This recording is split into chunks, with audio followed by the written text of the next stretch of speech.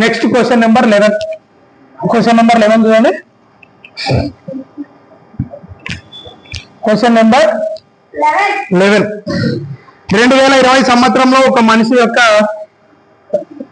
2020వ సంవత్సరంలో ఒక మనిషి యొక్క సరాసరి జీతం, ఒక మనిషి సరాసరి జీతం ఎంత?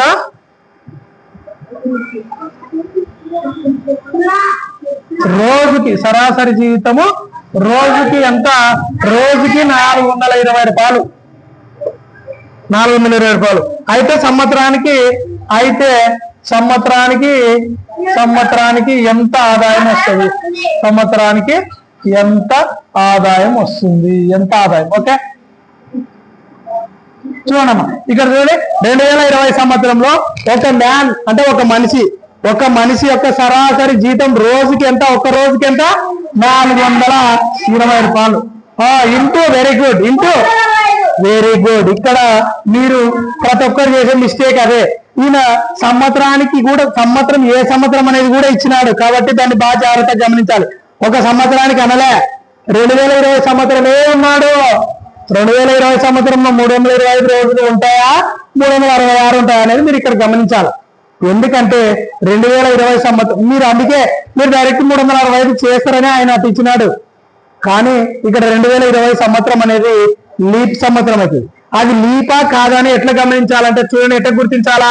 2020వ సంవత్సరము లీప్ సంవత్సరమా కాదా అనేది ఎట్లా గుర్తించాలంటే ఎట్లా గుర్తించాలంటే చివరి 2 నెంబర్లు ఉన్నాయా సంవత్సరంలో చివరి 2 నెంబర్లు 4 చేత భాగించబడితే అది లీప్ సంవత్సరం అవుతుంది. మరి చివరి 2 నెంబర్లు ఏమున్నాయిరా? చివరి 2 నెంబర్లు ఏమున్నాయి? 20. ఈ 20 అనేది 4 చేత భాగించబడుతుందా? 4 5 భాగించబడింది కదా. ఆ చివరి 2 నెంబర్లు 4 చేత భాగించబడితే ఆ యొక్క సంవత్సరము లీప్ సంవత్సరం అవుతుంది. ఓకేనా? లీప్ సంవత్సరం. మరి లీప్ సంవత్సరానికి ఎన్ని రోజులు ఉంటాయి? మరి కాబట్టి ఇప్పుడు 365తో మల్టిప్లై చేయాలన్నా 366తో చేయాలి? 366 చేత మల్టిప్లై చేయాలి. ఇప్పుడు చూడండి, ఆప్షన్ లో మీకు ఏమున్నాయంటే, మీకు ఆప్షన్ లో నేను ఏం చెప్పినా ఆప్షన్ లో చూడండి. ఏ ఆప్షన్ ఏముంది? 62 100 కదా. బిలో ఏముంది? 8 0 4 1 0 0. సిలో ఏముంది? 1 4 4 100 100. డిలో ఏముంది? 53,720. Okay right. ఈ విధంగా 4 ఆప్షన్లు ఉన్నాయి. మీరు 4 ఆప్షన్లు అబ్జర్వ్ చేస్తూ ఆన్సర్ చేయాలి. ఈ విధంగా 3తో ఇంటి చేసుకుంటూ ఉండకూడదు. ఫస్ట్ 6తో చేద్దాం. 6 0 0 6 2 12 అంటే 2 ఇక్కడికి వస్తుంది. 6 4 24 24 1 25. ఇక్కడ ఈ నెంబర్ను వదిలిపెట్టేసేయాలి. వదిలిపెట్టి నెక్స్ట్ నెంబర్ ని రాసుకోవాలి. 6 0 0 6 0 0. ఇప్పుడు వరకు ఇంకా మనకు మళ్ళీ నెక్స్ట్ ఈ నెంబర్ తో చేసేటప్పుడు ఇక్కడ రాసుకుంటాం కదా. ఓకే కదా. ఇక్కడ రాయం కదా, ఇంకా ఇక్కడ రాయం కాబట్టి ఇంటి పెట్టేసిన. ఇప్పుడు మీకు 1ల స్థానము 10ల స్థానం వచ్చింది. మొత్తం చేయాలా? నేను 1ల స్థానంలో ఏమొస్తాయిరా? 10ల స్థానంలో 2. మరి 2 0 ఎక్కడ ఏ ఆప్షన్ ఉంది? ఇంతే. మొత్తం చేయకండి. మొత్తం మీకు వచ్చు, కానీ ఎగ్జామ్ లో మాత్రం టైం వేస్ట్ అవుతుంది. మీరు ఆన్సర్ ఎక్కడి వరకు అవసరమైతే అక్కడికే చేసుకోండి. ఇప్పుడు ఎందుకంటే లాస్ట్ టైం కాబట్టి మీకు ఆన్సర్ ని ఏ విధంగా గుర్తించాలి. మనకు కొన్నిసార్లు మొత్తం చేసేటప్పుడు టైం వేస్ట్ అయిపోతుంది. కాబట్టి ఆ టైం వేస్ట్ చేయకుండా మనం ఆన్సర్ ని ఏ విధంగా గుర్తించాలనే విధానంలోనే మాత్రమే మీకు ఇక్కడ చెప్తున్నాము.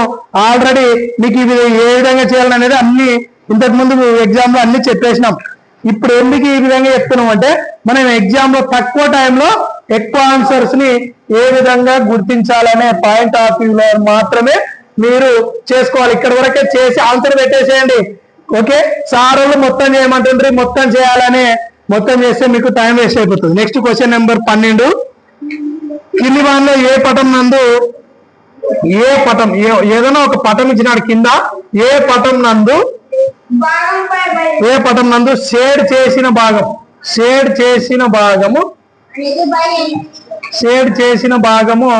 5/8ని సూచిస్తుంది. 5/8ని ఏ పటం సూచిస్తుందో మీరు గుర్తించాలి. ఇక్కడ పటాలు చూడండమ్మా.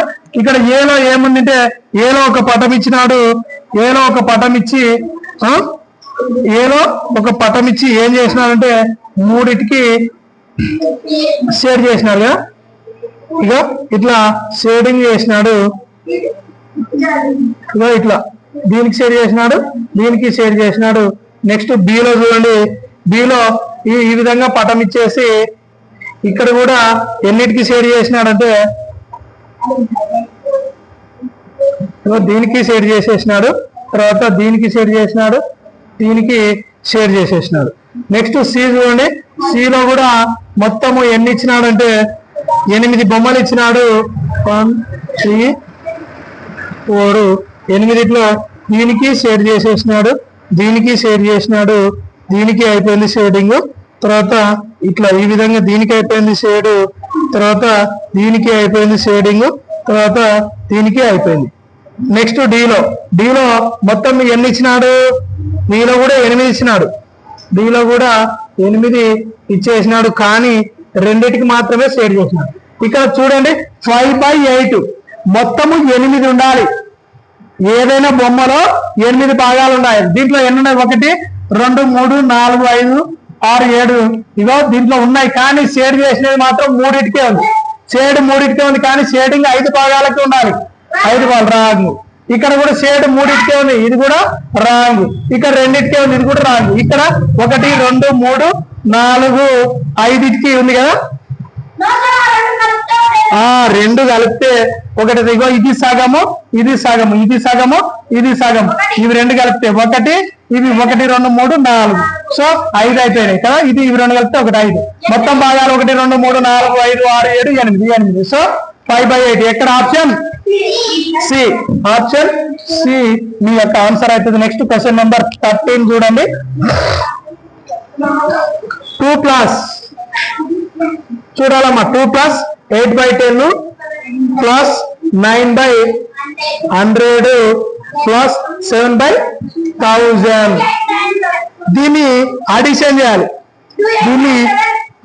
దీన్ని రైట్. ఇగో అడిషన్ ఎట్లా చేయాలంటే 8/10 వీటి యొక్క మొత్తానికి కాసా కట్టుకోవాలి. 10కి 100కు ఇగో 10కి తర్వాత ఇగో ఆ వల్ల ఏమవసరం లేదు. 10కి 100 కూడా అన్ని అడిషన్ ఉన్నాయి. ఇక్కడ మైనస్ ఏం లేదు, అడిషన్ ఉన్నాయి. కాబట్టి ఇప్పుడు ఏం చేయాలంటే చూడండి, 2+ పైన 8 ఉంది కదమ్మా, 8 ఉన్నది ఉన్నట్టే రాసుకున్నాం.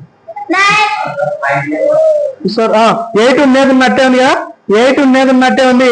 దీన్ని ఏం చేయాలంటే కింద ఎన్ని సున్నాలు ఉన్నాయిరా? 1 సున్నా ఉంది కాబట్టి 1 పాయింట్. ఓకే, అర్థమైంది కదా. ఓకే, నెక్స్ట్ ప్లస్ 9 ఉంది. ఇక్కడ కింద ఎన్ని సున్నాలు ఉన్నాయి? 2 సున్నాలు ఉన్నాయి, కానీ ఇక్కడ మనకు 1 నెంబర్ ఉంది. ఇక్కడ ఏం పెట్టుకోవాలి? పాయింట్. సో ఓకేనా. నెక్స్ట్ మళ్ళీ ప్లస్ 7 అట్టే రాసుకుంటా. కింద ఎన్ని సున్నాలు ఉన్నాయి? 3 సున్నాలు ఉన్నాయి, కానీ మనకి ఇక్కడ 1 నెంబర్ ఉంది కాబట్టి ఎన్ని సున్నాలు పెట్టుకోవాలా? 2 సున్నాలు. పాయింట్. సో ఇది మొత్తం ఇంకా ఆడిషన్ చేయాలి.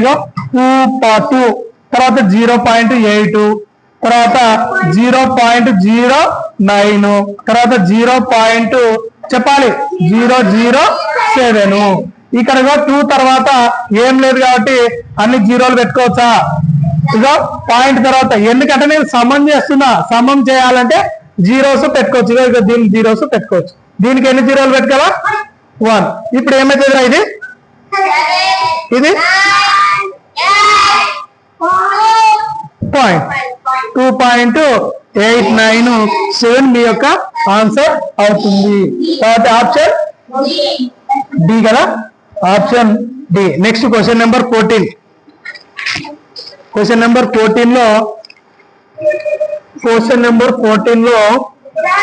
2000 పోయిరాపమ్మ 2105 ని దేంట్లోకి మార్చమన్నాడు? సెకండ్స్ లోకి మార్చమన్నాడు. 2105 ని సెకండ్లలోకి మార్చాలంటే ఆల్రెడీ సెకండ్లో ఇచ్చినాడు, సెకండ్లోకి మార్చేది కాదు. 2105 ని సెకండ్లలో ఇచ్చినాడు. ఇది నిమిషాలు సెకండ్లలో అయితే ఎన్ని అవుతాయి?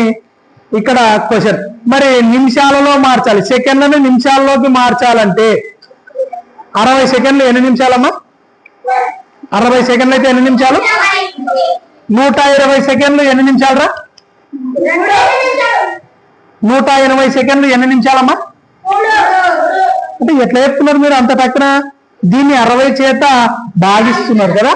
60 చేత అంటే 60 చేత ఎందుకు భాగిస్తున్నారు అంటే 1 నిమిషానికి 60 సెకండ్లు కాబట్టి సెకండ్లను నిమిషాల్లోకి మార్చాలి అంటే, సెకండ్స్ ని నిమిషాల్లోకి మార్చాలి అంటే 60 చేత. ఎందుకంటే 1 నిమిషానికి 60 సెకండ్లు కాబట్టి 1 నిమిషానికి సరికూర్చో 1 నిమిషానికి 60 సెకండ్లు కాబట్టి 60 చేత ఇగో మళ్ళీ దీన్ని కూడా నిమిషాల్లోకి మార్చాలంటే 0 0 6 3 18. సో నిమిషాల్లోకి మార్చాలంటే సెకండ్స్ ని నిమిషాల్లోకి మార్చాలంటే 60 చేత భాగించాలి. కాబట్టి ఇక్కడ 2105 సెకండ్లను నిమిషాల్లోకి మార్చాలి అంటే ఏమి చేత భాగించాలి? 60 చేత భాగించాలి. 60 చేత భాగించినప్పుడు చూడండి అమ్మా, ఇగో మీకు 2105 60 చేత ఇగో 60 3 180 0 0 పోతుంది. ఇక 1 ఉంది కాబట్టి 12 11 8 పోతే 3 ఇక్కడ 1 1 0 30 అయింది కదా. 30 60 మళ్ళీ ఇప్పుడు నెక్స్ట్ నెంబర్ 5 తింపుకోవాలి కదా. 5 తింపుకుంటే 65 65 30 కాబట్టి ఇగో 65 30 ఈ 0 ఇక్కడ అయితే 300. ఇప్పుడు ఇగో 5 ఏం మిలిగా 0 0 0 0 ఎన్ని మిలిగామా? 5 మిలిగింది. ఇది 35 నిమిషాలు 35 నిమిషాలు ఇంకా 5 సెకండ్లు 35 నిమిషాలు 5 సెకండ్లు మీ యొక్క ఆన్సర్. కాబట్టి ఏ ఆప్షన్ లో ఉందమ్మా? ఏ ఆప్షన్ లో ఉంది? ఏలో ఉంది. రైట్. 35 నిమిషాలు 5 సెకండ్ అనేది ఏలో ఉంది. ఇక్కడ 15వ క్వశ్చన్ అశోక్ యొక్క ఏమిచ్చినాడు? అశోక్ యొక్క స్నేహితులు. అశోక్ యొక్క స్నేహితులు అన్న ఫ్రెండ్స్ అన్న ఒకటే కదా. అశోక్ యొక్క ఫ్రెండ్స్ 3/4 వంతు మంది ఏం చేస్తారంట? కళ్ళజోళ్ళు. కళ్ళజోళ్ళు అంటే ఏంటి? అద్దాలు, కళ్ళకు అద్దాలు ధరిస్తారు. ఎంతమంది? 3/4 వంతు మంది. అయితే ఎంత శాతం మంది, శాతం ప్రకారం ఎంత అన్నాడు. అయితే ఎంత శాతం మంది కళ్ళజోళ్ళు ధరిస్తారు? ఎంత శాతం మంది కళ్ళజోళ్ళు ధరిస్తారు? మరి ఎంత శాతము? శాతం ప్రకారం అయితే ఇదో అశోక్ యొక్క స్నేహితులు 3/4 వంతు మంది 3/4 వంతు మంది కళ్ళజోళ్ళు ధరిస్తారు. మరి శాతంలోకి మార్చండి దీన్ని అన్నారు. భిన్నాల ప్రకారం అయితే 3/4 వంతు మంది కళ్ళజోళ్ళు ధరిస్తారు. మరి శాతం ప్రకారం మరి ఏదైనా నెంబర్ ని శాతంలోకి మార్చాలంటే ఏం చేయమని చెప్పినా ఇంటూ 100 చేయాలి. ఏ నెంబర్ నైనా మీరు శాతాల్లోకి మార్చాలి అంటే ఇంటూ 100 చేసేస్తే అది శాతాల్లోకి మారుతుంది. ఇంటూ 100 చేసినప్పుడు ఏమైనా కట్ చేసేది క్యాన్సిల్ అయితే క్యాన్సిల్ చేయడానికి వస్తుందా? 4 1 4 2 8 ఇక్కడ ఇంకెంత మిగిలింటదమ్మా? 2 అంటే 20 కదా. 20 అయింది కదా. సో ఎంత పోతుంది? 4 5. సో పైన ఎన్ని మిగిలింది? ఇంకా 25 ఇంటూ 3 25. 5 3 15. 15 అంటే ఇగో ఈ 5 ఇక్కడికి వస్తుంది. 3 2 6 6 1 7 75% లోకి మారింది కదా. 75% కదా. ఆప్షన్ ఏదే దీనా 75%. Next question number. ఒక రోజులో చూస్తున్నారా మీరు? ఏమంటలేరు? క్వశ్చన్ నెంబర్ ఎంత? ఒక రోజులో 6 గంటలు. 6 గంటలు అనేది ఎంత శాతము? 6 గంటలు అనేది ఎంత శాతం? మరి ఒక రోజులో ఎన్ని గంటలు ఉంటాయమ్మా? Very good. 24 గంటలు. ఓకే, 24 గంటలు. ఒక రోజులో ఎన్ని గంటలు ఉంటాయి? ఒక రోజులో 24 గంటలు. మరి 6 గంటలు. 6 గంటలు అంటే ఏమమ్మా? ఇది చూడు, ఒక రోజులో 6 గంటలు అంటే ఒక రోజుకి 24 గంటలు. ఓకే, 24 గంటలు. మరి 24 గంటలు అంటే ఒక రోజులో అంటే 24 గంటలే కదా. మరి 24 అంటే బై 24లో ఏది 6 లో అంటే 24 లో అంటే ఇట్లా 6 వేసుకోవాలి కదా. ఓకే, ఎంత శాతము అన్నాడు అంటే శాతము అంటే ఏం చేయమని చెప్పినా ఇంటూ 100, శాతాల్లోకి మార్చాలంటే ఇంటూ 100. ఇప్పుడు ఏమైనా క్యాన్సిలేషన్ అయితే కొట్టేసేదంటే కొట్టేసుకోవచ్చు. 6 ఒకట్ల 6 4. ఓకే, నెక్స్ట్ 4 ఒకట్ల 4 రెంట్ల 8. 8 అంటే ఇక్కడ ఎంత మిలిగింటది 2 అంటే 25. 20 ఏమిట్లో అవుతుంది 4 5. సో ఫైనల్ గా 25%. ఆప్షన్ డిలో ఉందా. నెక్స్ట్ క్వశ్చన్ ఏముందమ్మా అంటే 17th క్వశ్చన్ చూడండి ఒకసారి. 17th క్వశ్చన్ లో ఏమి ఇచ్చినాడు, ఒక పట్టిక ఇచ్చినాడు.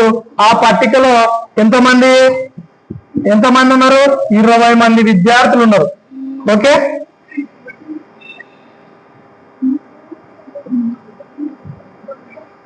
ఇరవై మంది విద్యార్థులు ఎంతెంత 48 50 37 49 28 17 13 39 41 45 50 19 9 48 47 43 18 20 25 29. ఈ విధంగా 20 మంది విద్యార్థులు ఒక తరగతి విద్యార్థుల యొక్క మార్కులు ఇవి. ఏంటిది ఇవి ఒక తరగతి యొక్క మార్కులు.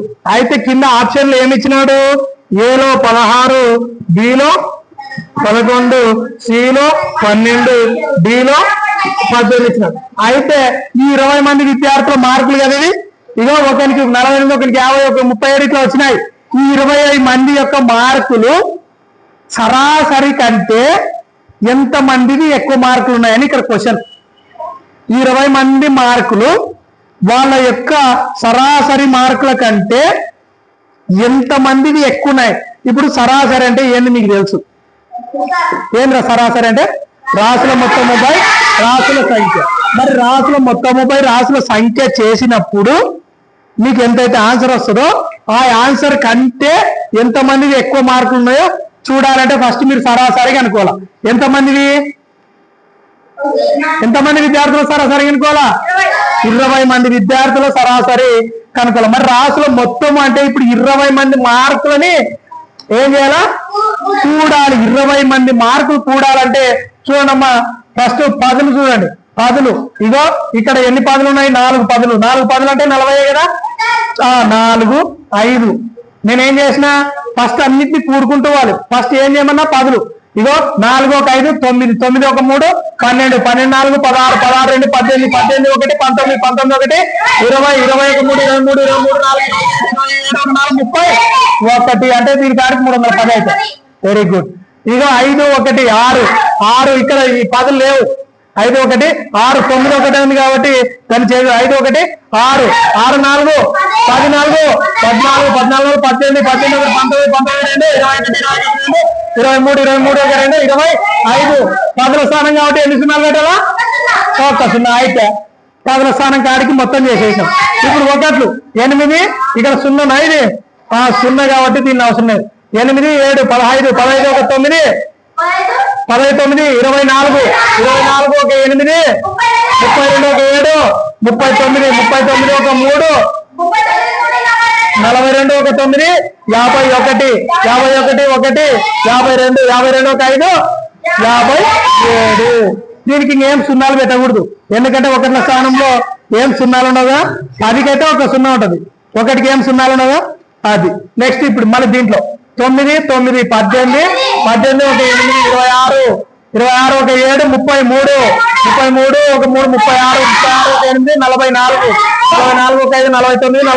49, 49 1 9 58.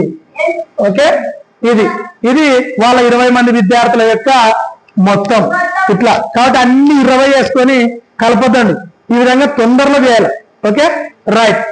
7 8 15, 1 5 6, 6 5 ఇగో 3 5 చూడండి రా. 3 5 15, 15 1 2 17, 3 2 5, 5 1 675. 20 మంది విద్యార్థుల మొత్తం మార్కులు ఎంత? సో రాసుల మొత్తం కానీ ఇది ఓకేనా. రాసుల మొత్తం బై రాసుల సంఖ్య ఎంత 20. ఓకే 20 చేత 675ని భాగిస్తే ఎంత వస్తుంది చూడండి. 21 23 60 అంటే దీంట్లో 7 75 అనేది మళ్ళీ 23లోనే పోతుంది. మళ్ళీ 23లో పోతే 60 ఎంత మిగులుతుంది ఇంకా 15 అనేది ఇంకా 20 కంటే తక్కువనే కాబట్టి ఇంకా పాయింట్లో చేయాల్సిన అవసరం లేదు. మనకి పాయింట్లో మార్కులు ఉన్నాయా? పాయింట్లో మార్కులు లేవు కాబట్టి జస్ట్ 33 సరాసరి అనుకోండి. ఇంకా పాయింట్లలో మార్కులు లేవు కదా కాబట్టి ఇక్కడి వరకే చేసుకోండి. అంటే ఇలా సరాసరి మార్కులు ఎంత 33. మరి 30 ఇక్కడ క్వశ్చన్ ఏంది? సరాసరి మార్కుల కంటే ఎంత మందికి ఎక్కువ వచ్చినాయి అంటే 33 కంటే ఎక్కువ ఎంత మందికి వచ్చినాయి? 48 ఎక్కువనే కదా, 50 ఎక్కువనే కదా, 37 ఎక్కువనేనా, 49 28 నో 17 13 39 41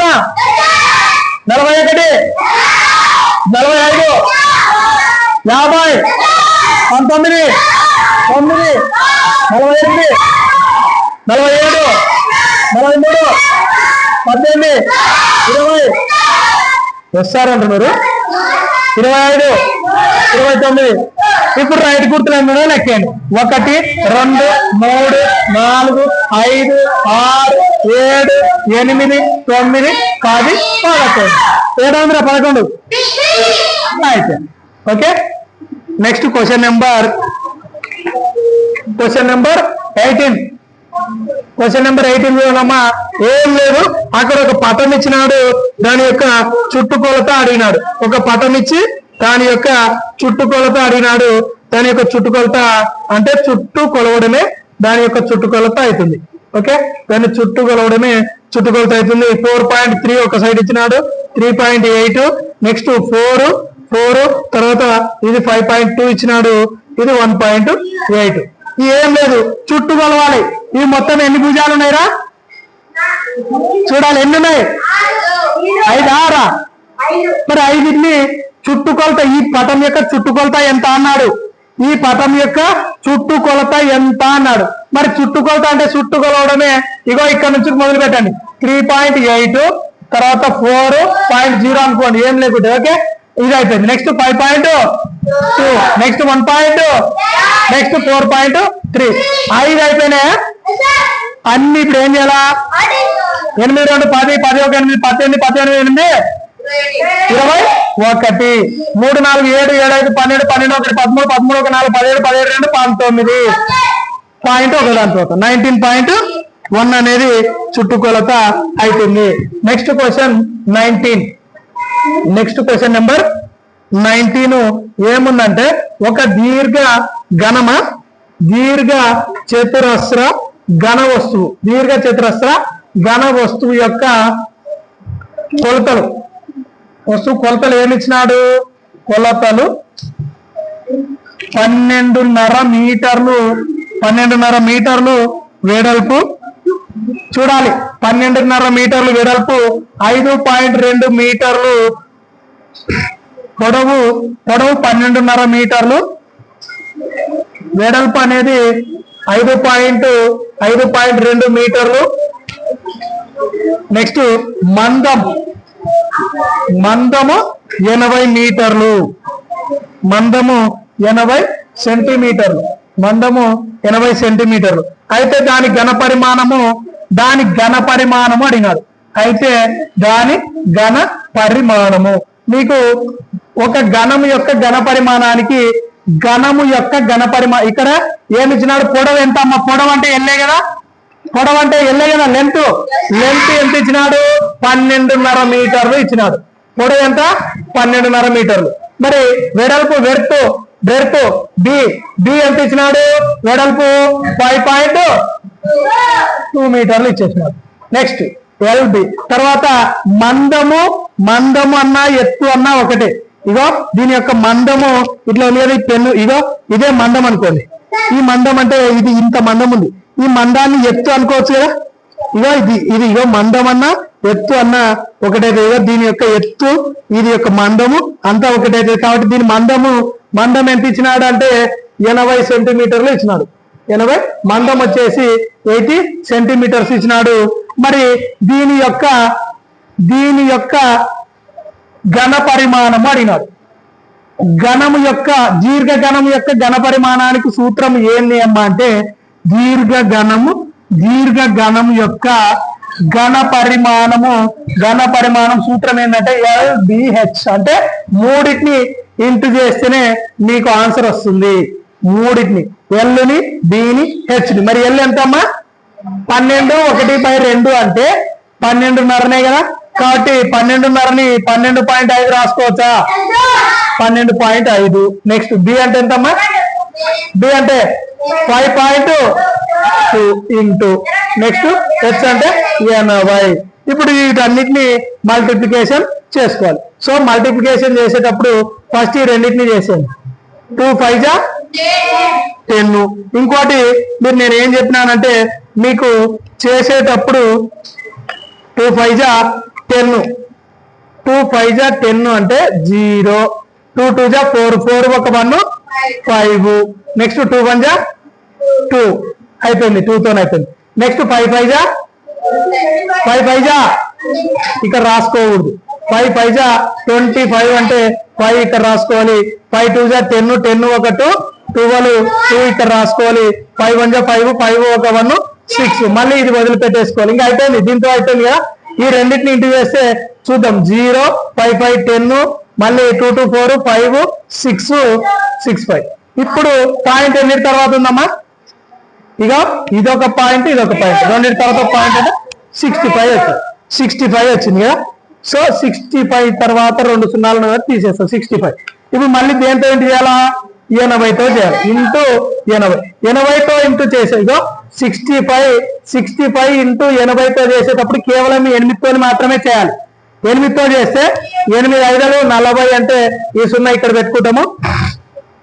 నెక్స్ట్ 8 6 40 48 48 ఒక 4 52. 52 తర్వాత 8తోనే చేసినాం. ఒక 0 పెట్టుకోవాలి కదా. ఒక 0 ఇక్కడ పెట్టుకోవాలి. ఎందుకంటే నేను 8తో మాత్రమే చేసిన. సో 52,000 వచ్చింది. 5,200 వచ్చింది. 5,200 అనేది మనకి ఇక్కడ 80 సెంటీమీటర్లు ఉంది. ఇక్కడ మనకు మీటర్లోకి మార్చాలి. మీటర్లోకి మార్చాలంటే 100 సెంటీమీటర్లు అయితే 1 మీటర్ కాబట్టి దీన్ని 5200ని 100 చేత భాగిస్తే 2 సున్నాలు పోతే ఫైనల్ గా 52 మిగులుతుంది. సో ఆన్సర్ బీనా? Answer B. Next question number 20. Question number 20 చూడమ్మా. క్వశ్చన్ నెంబర్ 20 చూస్తే 14 సెంటీమీటర్ల పొడవు, 14 సెంటీమీటర్ల పొడవు,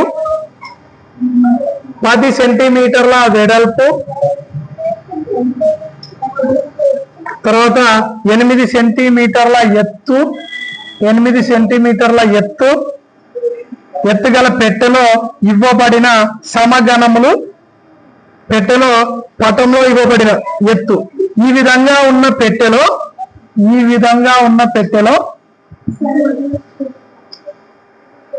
రైట్. ఈ విధంగా ఏం లేదు ఇక్కడ క్వశ్చన్. ఎత్తు మరియు 8 సెంటీమీటర్ల ఎత్తు గల పెట్టెలో క్వశ్చన్ బాగా చూడాలి. ఎత్తు గల పెట్టెలో క్రింది పటంలో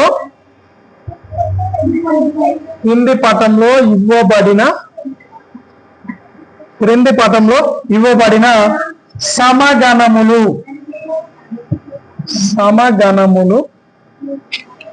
ఎన్ని ఉండవచ్చు?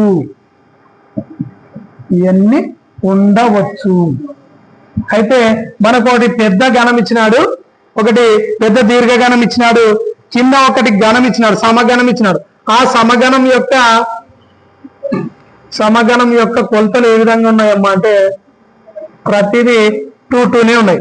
ప్రతిదిగో ఇక్కడ 2నే, ఇక్కడ 2నే, ఇక్కడ 2నే. అన్ని సమగణం అంటే 2 సెంటీమీటర్ల కొలతలు వేసినాడు. ప్రతి సైడ్ నువ్వు సమగణము అంటే సమగణము అనే దాంట్లోనే అర్థం ఉంది. సమ అంటే అన్ని సైడ్లు సమానంగా కొలతలు ఉంటాయి. ఇటువంటి గణాలు ఈ పైన ఇచ్చిన ఇగో 14 సెంటీమీటర్ల పొడవు, 10 సెంటీమీటర్ల వెడల్పు, 8 సెంటీమీటర్ల ఎత్తు గల ఈ పెట్టె ఇది ఏ విధంగా? ఇది దీర్ఘగణం ఆకారంలో ఉంది. అటువంటి దీర్ఘగణం ఆకారంలో ఇటువంటి పెట్టెలు ఇటువంటి ఈ విధంగా ఉన్న ఇది దీర్ఘగణం ఆకారంలో ఉన్న దీంట్లో ఇక 2 సెంటీమీటర్ల కొలతలు ఉండే సమగణాలు ఎన్ని పడతాయి దాంట్లో అని అర్థం. ఓకే, ఎన్ని పడతాయి అంటే మనం మొత్తం దాని యొక్క ఘన పరిమాణం కనుక్కోవాలి. మరి దీర్ఘగణం యొక్క ఘన పరిమాణం ఇందాక చెప్పిన ఏం చెప్పినా దీర్ఘగణం యొక్క ఘన పరిమాణానికి సూత్రం ఏంటి? ఆ మూడింటిని ఇంటి చేయాలి. LBH. ఎల్ అంటే ఎంత ఇచ్చినాడు మనకి 14 ఇంటూ బి అంటే ఎంత ఇచ్చినాడు 10, హెచ్ అంటే ఎంత ఇచ్చినాడు 10. ఈ LBH ని ఇప్పుడు ఆగండి, ఇప్పుడు అరే ఇది దీని యొక్క ఎన్ని ఇది మొత్తము దీంట్లో దీని యొక్క మొత్తం వైశాల్యం వచ్చేసి విను, ఇది ఒక పెట్టె. ఈ మొత్తం పెట్టెలో ఇటువంటి చిన్న చిన్న పెట్టెలు ఎన్ని పెట్టచ్చు అని ఇక్కడ క్వశ్చన్. కాబట్టి ఈ మొత్తం పెట్టె యొక్క ఘన పరిమాణం ఇది. తర్వాత ఈ చిన్న పెట్టెలు ఎంత ఉన్నాయి? 2 ఉన్నాయి. కాబట్టి దీని యొక్క ఘన పరిమాణం LBH. మరి దీని యొక్క ఘన పరిమాణం కూడా సేమ్ 3 కొలతలు ఇచ్చినాడు. ఏమేమి ఇచ్చినాడు? దీని చిన్న పెట్టె 2 అది. ఈ విధంగా పెద్ద పెట్టె యొక్క ఘన పరిమాణాన్ని చిన్న పెట్టె యొక్క ఘన పరిమాణం చేత భాగిస్తే మనకు ఎన్ని పెట్టెలు పడతాయో మనకి ఇక్కడ ఆన్సర్ వచ్చేస్తుంది. ఇగో 2 1 జా 2 5 జా, మళ్ళీ 2 1 జా 2 5 జా, 2 1 జా 2 7 జా, 7 5 35, 35 ఇంటూ 5, 5 5 25, 5 15, 15 1 2 17. మొత్తం ఎన్ని పట్టవచ్చు అంటే 175. ఆప్షన్ లో లేదు కదా 175. ఎక్కడమ్మా? Okay, right. ఇక్కడ మిస్ అయిపోయింది కదా. వెరీ గుడ్, ఇక్కడ మిస్ అయిపోయింది, బాగా గుర్తించినారు. రైట్, ఇక్కడ 8 వేసుకోవాలి. 8 వేసుకుంటే 2 4 జా. రైట్, ఇప్పుడు అన్ని కింద ఒకట్లు మీరు చేసినాయి. ఇక్కడ 7 5 జా 35 ఇంటూ 4, 4 5 జా 20 అంటే 0, 4 3 జా 12, 12 1 14, 140. వెరీ గుడ్, 140 పడతాయి. Next question number 21. Question number